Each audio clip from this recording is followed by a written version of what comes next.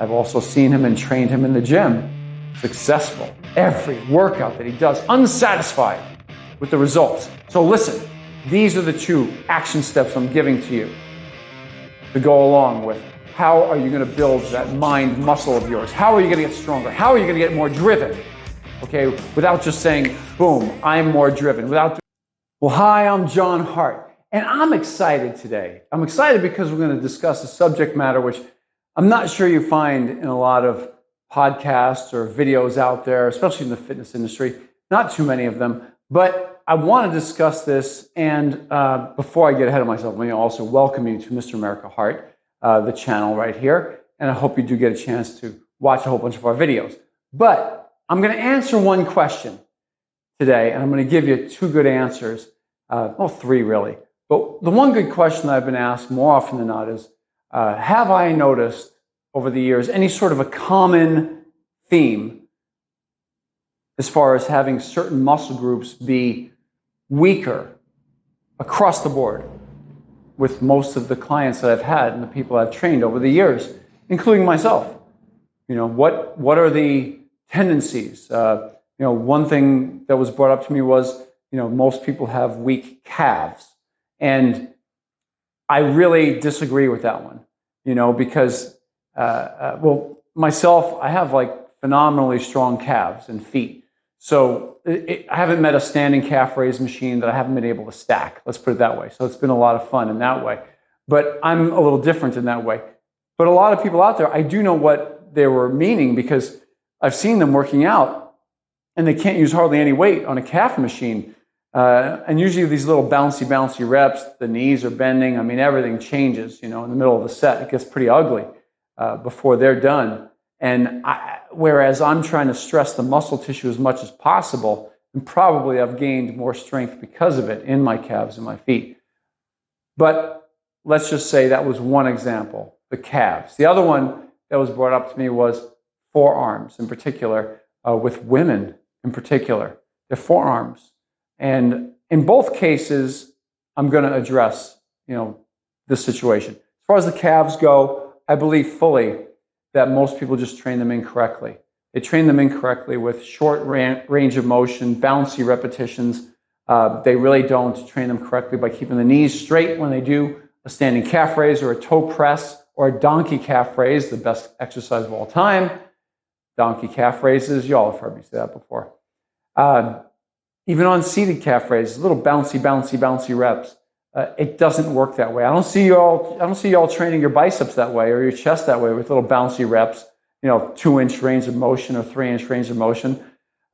Maybe the leg press is about the only thing that comes as close.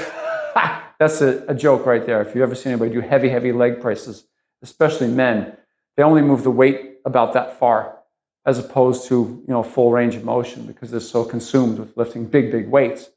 But I don't want to get too off the beaten path here. Calves, I believe that people just train them wrong. They have a great potential for being very strong and probably some of the strongest muscles in your entire body. The forearms, where women are concerned, that was the question brought up to me, was do women, most women have really weak forearms. The answer on that one to me is, well, yes, if you do nothing for them, they'll never get strong. Why would they get strong? There's the problem. So most women do nothing for their forearms.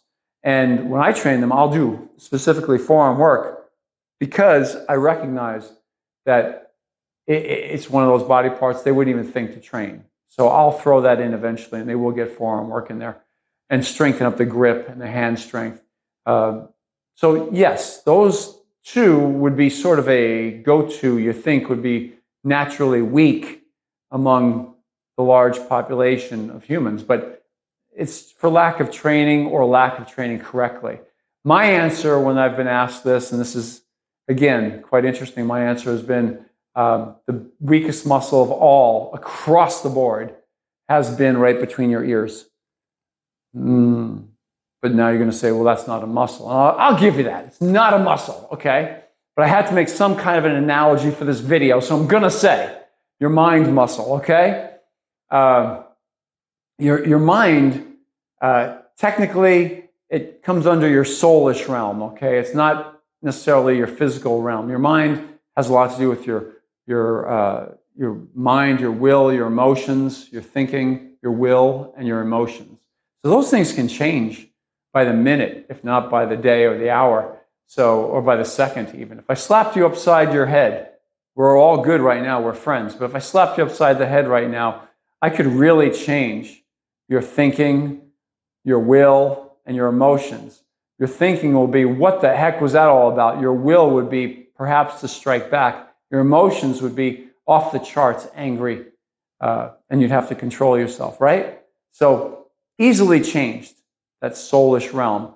So when we talk about that, our mind is the area of weakness, that when we become single-minded on any endeavor, whether that's to be the best bodybuilder in the world, or to be Mr. America, or to just compete and step up on stage, or to be better than I was last year, or to look better than everybody I'm going to compete against at this one local show, or to just be the best 40-year-old, best looking one you've ever seen, or the best 60-year-old that you've ever seen. Whatever the goal is, or just to look good for a wedding, whatever the goal is, the point is, when you become single-minded, that means you're focused. And the most focused people in the world constantly renew that focus. This is one of the habits that I've noticed. It's not just a matter of, oh, I have this drive and this goal, and therefore I will attain it. That's not the case at all. They're constantly feeding this cycle within themselves, feeding that drive. And I'm going to give you 2 ways that I've noticed the most successful and driven people feed their mind muscle to perform for them day in, day out, workout to workout, every single time. Okay? So the most successful people I've met are not necessarily Mr. Olympias. They're not necessarily these genetic elite people that you've seen. Sometimes they're the day-to-day. So listen, these are the 2 action steps I'm giving to you to go along with how are you going to build that mind muscle of yours? How are you going to get stronger? How are you going to get more driven? Okay, without just saying, boom, I'm more driven, without doing simple affirmations every day. I'm not saying that you shouldn't do those things. Probably you should. And make nice confessions about yourself. You should, as opposed to negative ones. But 2 big action steps. One of them is hang around with strong-minded individuals. Well, what do I mean by that? You're going to find people out there, successful ones, like the 2 I just mentioned.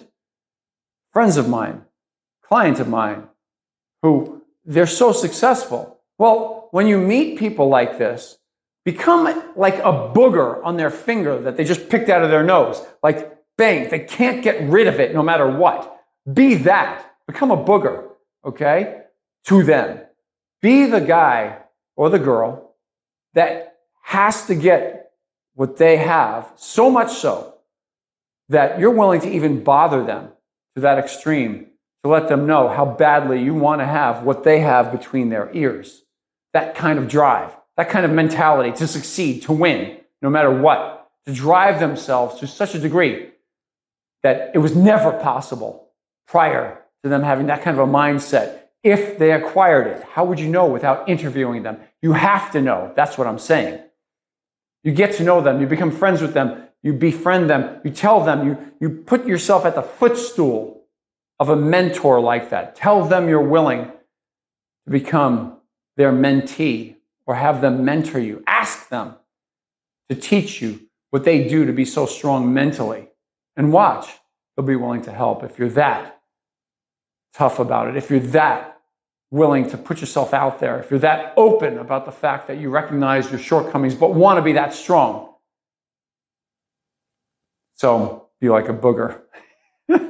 Anyway, the other way, 2 action steps. The second one, big one, listen to podcasts, listen to videos of very successful people. Listen to their words. Listen to their confidence. Don't just, and then repeat them. Mimic them, sound like them. I find myself that I have to listen to podcasts or listen to videos of people who are very successful. The number one thing that I find is I listen to their language. Are they cursing a lot? There are plenty of people out there who are very, very successful and, their mouths, they control their mouths. You don't hear them dropping F-bombs every sentence. You don't hear them cursing left and right. It's not necessary for them. It's a form of insecurity, dropping F-bombs and curses in the middle of every sentence as if it's another adverb. So that's my observation. I cannot listen to people that overly destroy and use curse words left and right in their podcasts or their videos. It's not just because I'm a Christian, that's true. I don't want to hear those things, but secondarily, it's distracting. It's distracting. So I want to get the information, I want to know why they're successful, but I don't want to be distracted by their emotional junk coming out of their mouths, the trash curses coming out of their mouths. I just want to know why they're successful. And a lot of those people, by the way, they fell into their success. They weren't necessarily the cause of it along the way. So that's another thing. So you have to decipher. Are the people you're listening to on podcasts and videos, are they highly successful because they have accurate, proven methods that they're sharing with you? Listen carefully to what they're saying. I can mention to you one in particular I think of off the top of my head, Patrick Bet-David. Valuetainment on, I think it's Valuetainment News right now. He renamed his channel on YouTube, on Instagram. Find him, Patrick Bet-David. Businessman, very successful. I love listening to him. I find his way of thinking to be awesome and very successful. I can take that same thinking, I can transfer it to any endeavor that I do. And so that's what I do. And I'm sharing with you that you can do the same. So moving forward and how we apply this to our workouts. From this point on, decide to monitor your own mouth. Listen to what comes out of your mouth. I guess you could say there's a third action step, right? Listen to what comes out of your own mouth. And if you hear yourself cutting yourself down, speaking negatively, gossiping a whole bunch, really successful people don't do that, any of those things. They speak highly about other people, find the positive in people, and they also never cut themselves down. They'd rather let you find their weakness than tell you about their weakness. How's that sound?